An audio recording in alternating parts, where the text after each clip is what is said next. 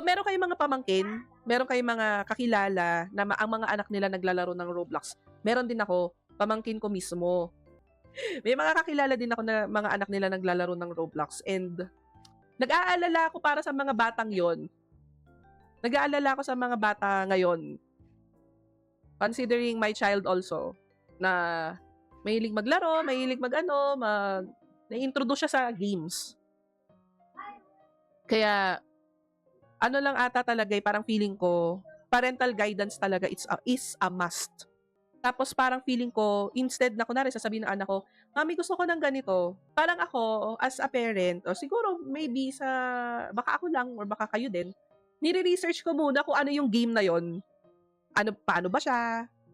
Paano ba siya laruin? Anong dynamics nun? Angkop ba siya sa edad ni Mori? Ganon. So parang, tigisan naman kami ni Nels na ganon, na parang hindi masyadong maganda yung game kasi puro ads. O sige, delete na natin. O, ito walang ads, Peppa Pig, pero may hinihingi silang subscription.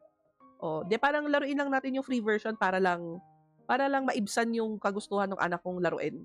Parang ganon. Or parang, minsan sinasama ko siya sa mga board games. Di ba board games, mas gusto ni Mori, no? Mas gusto niya talaga board games.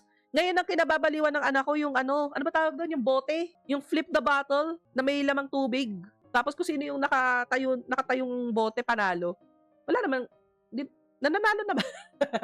Pero still, parang wala pa rin tatalo sa Alaska.